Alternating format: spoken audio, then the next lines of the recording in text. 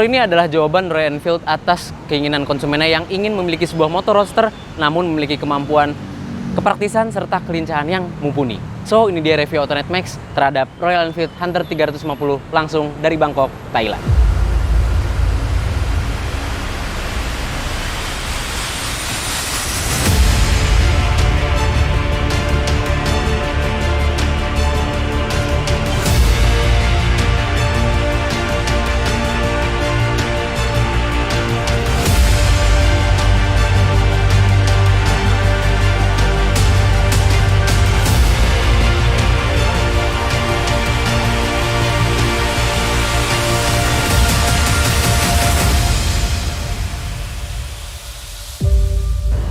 Ya, sesuai namanya, ini adalah Hunter 350 yang berada di atas platform seri J yang sama dengan Meteor 350 dan Classic 350 terbaru. Namun, yang bisa dibedakan dari frame seri J yang ada di sini adalah bagian subframe atasnya yang lebih pendek di Hunter 350 ini. Sehingga wheelbase-nya menjadi lebih pendek. Si Hunter 350 ini hanya sekitar 1370 mm wheelbase-nya. Itu berarti beda 20 mm dengan Classic 350 terbaru dan beda hingga 30 mm dengan Meteor 350. Maka dari itu, memang peruntukan Royal Enfield Hunter 350 ini lebih ke arah kelincahan berkendara dan keasikan berkendara dibandingkan Meteor 350 dan Classic 350.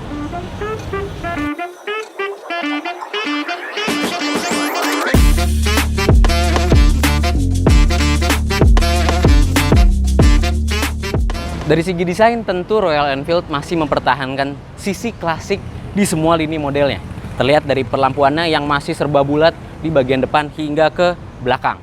Namun sayangnya, tidak seperti Meteor 350, lampunya tidak ada ring LED, dia benar-benar full halogen dari headlamp sampai sen dan stop lampnya. Tapi, permainan warna atau skema warna dari Royal Enfield Hunter 350 itu sangat atraktif. Dia memiliki 3 varian warna yang terdiri dari Dapper, Rebel, dan juga Factory yang paling simple dan juga klasik. Ini hero color yang menurut gua paling ganteng. Paduan warna biru sama putihnya ini loh. Klasik tapi ada sentuhan modern ya, keren. Sama kayak baju yang gua pakai nih, Aktor Gaspol. Nah, kalau kalian mau baju ini, pantengin terus IG-nya Autonet Max dan IG-nya Aktor Gaspol. Nah, sekarang kita mulai bahas soal kaki-kakinya. Royal Enfield Hunter 350 untuk fork depan, dia memakai suspensi berukuran 41 mm yang belum upside down ya. Dan disc brake-nya ini sudah tersedia di depan dan juga belakang. Untuk yang bagian depan, disc brake-nya dual pot, ada 2 pot. Namun sayangnya tidak terlihat tulisan by brake di sini, tidak seperti Meteor dan juga Classic 350. Tapi dia juga sudah dilengkapi dual channel ABS juga. Dan untuk profil bannya sendiri, yang depan dia menggunakan 110/70 dengan ring 17 inci dan alloy spoke wheels. Walaupun memang secara spesifikasi suspensi yang dipakai ini persis dengan apa yang ada di Classic 350, namun karena dimensi Hunter 350 terlihat lebih kecil, jadi kelihatannya kaki-kakinya keker banget. Lumayan nih, ganteng. Sekarang kita ke kaki-kaki bagian belakang.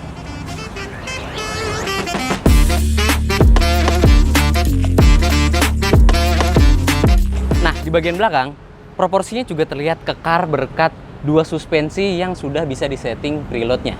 6 step ada settingan di sini, dan juga profil bannya yang gede nih, tebel, 140/70 lingkar 17 juga. Jadi depan belakang lingkar 17, beda sama kayak Classic dan Meteor yang depan belakang beda. Dia juga belakangnya tentu masih spoke alloy wheels, dan di belakang sini memang terlihat rapi ya. Spatbornya itu nggak terlalu ke bawah banget. Cuma sayang ini reflektor kenapa mesti pakai tungkai begini loh. Kenapa nggak langsung ditaruh di sini gitu kan, bisa dibaut. Tapi ya udahlah ya, untung tungkainya ini kurus. So, itu soal kaki-kakinya yang kelihatan kekar banget ya. Sekarang kita bahas soal mesinnya.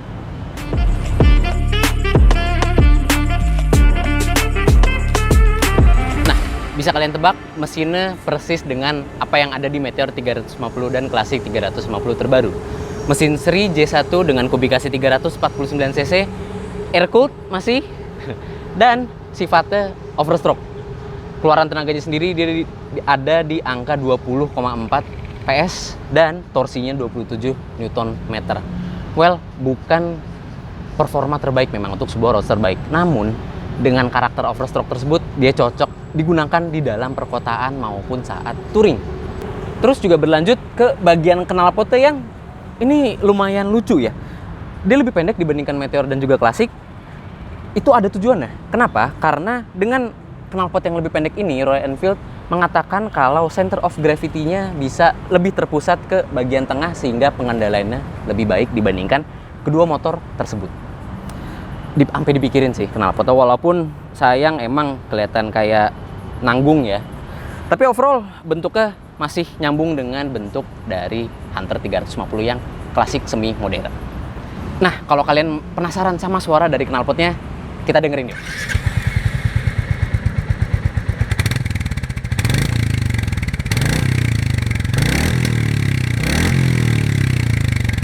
Sebelum kita membahas bagian panel instrumen, sekarang gua yang tingginya 167 cm ini coba duduk di Hunter 350.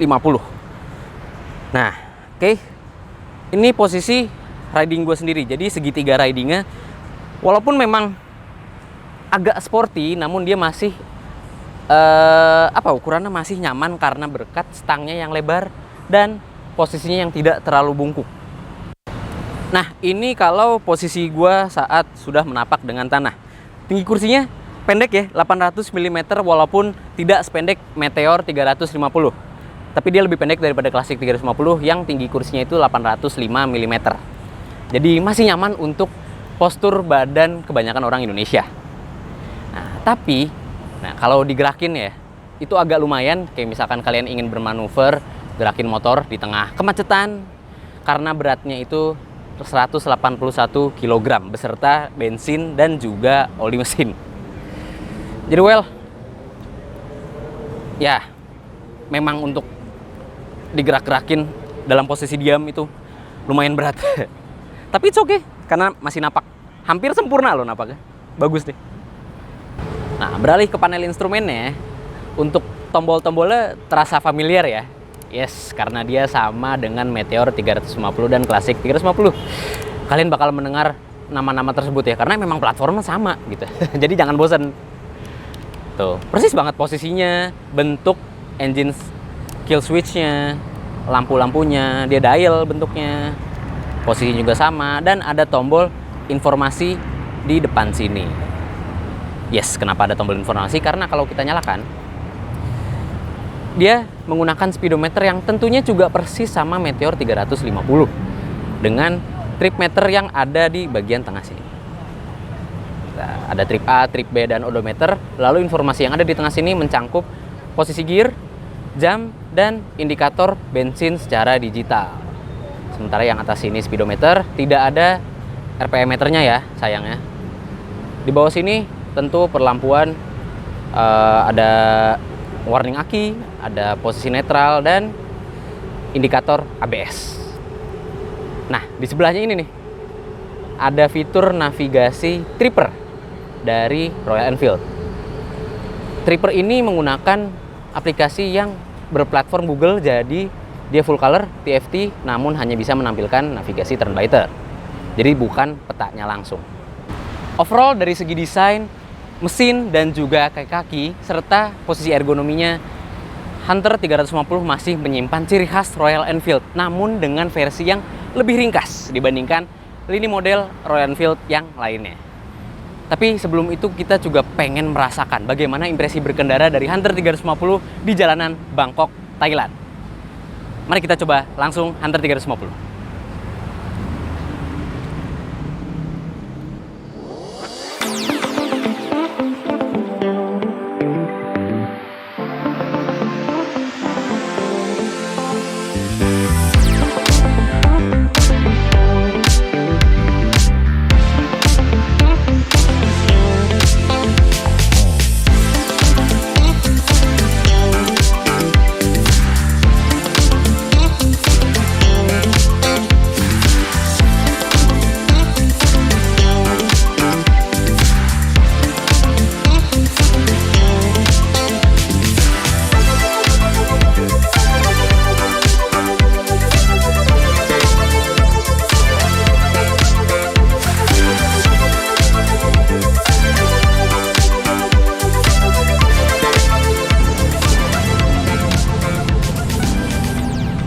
Hal pertama yang mau gue bahas dari impresi berkendara Hunter 350 adalah soal mesinnya. Dia masih menggunakan mesin yang sama dengan Meteor 350 dan Classic 350 terbaru, yaitu mesin seri J1D, di mana outputnya pun sama persis dengan kedua saudaranya. Mesin ini juga sudah dilengkapi balancing shaft, jadi kalau kalian masih mengira mesin Royal Enfield itu geter banget, wes, di Royal Enfield Hunter 350 udah minim vibrasi alias anti geter. Mesin ini juga sudah dipasangkan transmisi 5 percepatan yang koplingnya itu nyaman. Dia nggak terlalu berat ataupun ringan. Jadi untuk pengendaraan jarak jauh maupun jarak dekat seperti misalkan di dalam kota, itu tuh masih nyaman banget digunakan koplingnya. Terlebih karena sifat mesinnya yang overstroke, jadi bukaan gas responsif bahkan sejak putaran mesin bawah. Nah, jadi nggak perlu repot-repot oper gigi nih buat dapet torsi puncak. Bikin pengendaraan jadi lebih nyaman waktu cruising atau jalan santai. Dan tentunya seperti motor Royal Enfield yang lain, knalpotnya tetap ngeluarin suara tamping khas Royal Enfield yang kadang-kadang ngeletup, bikin feel ridingnya jadi fun banget.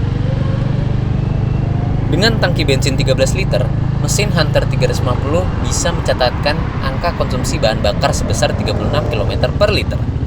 Berlanjut ke rasa pengeremannya. Nah, tuas rem depan Hunter 350 tuh agak dalam tekennya, biar berasa pakem. Tapi tuas rem belakangnya itu malah jarak mainnya sedikit, jadi injek dikit berasa pakem banget.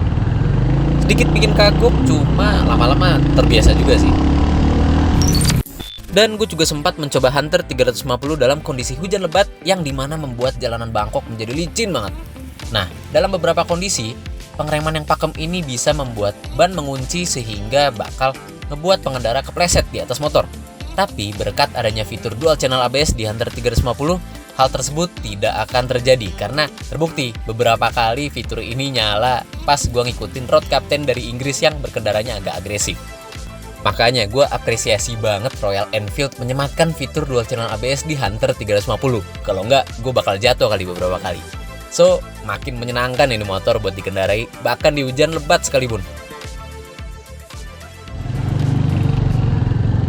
Belum lagi ngomongin soal dimensinya. Nah, karena wheelbase-nya lebih kecil dan juga bobotnya lebih ringan dibandingkan kedua saudaranya yaitu Meteor 350 dan Classic 350 terbaru, Hunter 350 terasa jauh lebih sigap untuk dikendarai. Terlebih hal tersebut terasa saat kita melakukan manuver counter leading di atas Hunter 350 untuk mengkoreksi kemiringan motor. Dan kesigapan tersebut juga didukung oleh suspensinya yang terasa empuk tapi tidak membuat Hunter 350 memble atau goyang saat ditekuk miring banget. Hal ini membuat Hunter 350 peruntukannya lebih ke arah pengendaraan yang jauh lebih agresif dibandingkan dengan Classic dan juga Meteor yang lebih santai. Kalau ngomongin soal posisi ridingnya, dengan postur gue yang 167 cm ini, segitiga riding di Hunter 350 tuh cukup netral.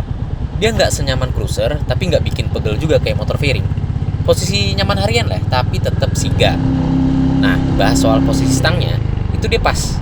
Gak bikin bungkuk banget dan lebarnya itu nyaman untuk harian.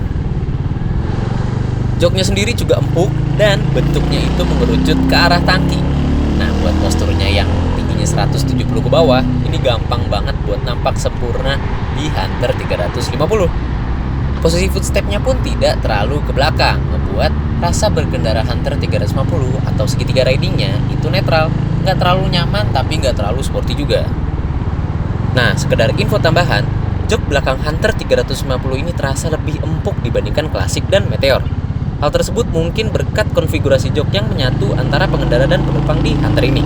Beda sama dua saudaranya yang punya jok terpisah, jadi keempukan yang dirasakan penumpang itu lebih keras dibandingkan pengendara.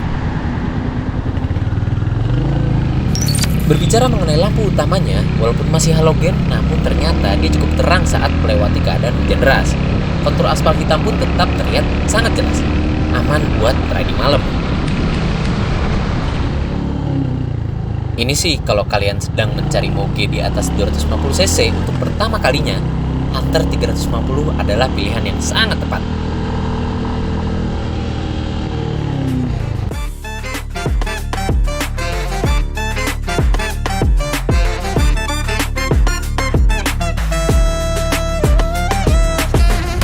Oke, jadi kesimpulannya motor ini masih memiliki kesenangan dari sebuah Royal Enfield.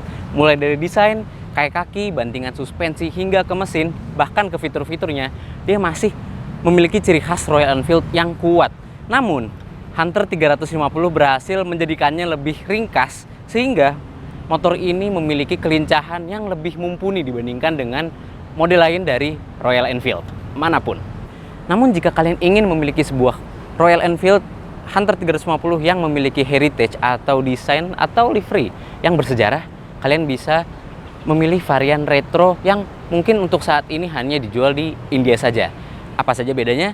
Kalau dari retro itu beda di bagian desain, velg walaupun masih menggunakan ring 17 tapi dia menggunakan velg jari-jari, profil bannya jadi lebih kecil, dan bagian sennya itu jadi kotak, bukan bulat seperti di Metro ini. Lalu juga di bagian hand grip belakang, dia juga lebih klasik dibandingkan Metro, dia tidak terpisah, nyambung. Lalu soal desainnya atau liverynya itu dia masih memiliki karakter garis emas dari ciri khas Royal Enfield. Terlebih untuk panel instrumennya dia beda, bukan seperti layaknya Meteor, seperti Metro. Dan untuk toggle-toggle switchnya pun juga dia gak kayak Royal Enfield. Kalau yang retro, dia lebih kayak motor biasa. Soal harganya sendiri, walaupun memang Hunter 350 masih belum dijual di Indonesia, namun di Thailand, motor ini dibanderol dengan harga 54,3 jutaan saja. Tapi kalau di India, untuk varian retro, motor tersebut dijual dengan harga hanya 28 juta. Untuk motor 350 cc di bawah 30 juta. Itu di India. Namun kalau di Indonesia, kemungkinan perkiraan kita adalah mungkin bisa dijual di angka 80 jutaan. Oke, itu saja dari Autonet Max. Jika kalian ingin berkomentar soal Hunter 350, bagaimana kalian ingin membanderol harga dari Hunter 350, komen aja di bawah. Jika kalian juga suka dengan konten ini, like, tekan subscribe, dan tekan loncengnya juga untuk mengetahui video-video seru selanjutnya dari Autonet Max. Gua Bagas Satrio, melaporkan dari Krung Thep Mahanakhon atau Bangkok, Thailand. Bye!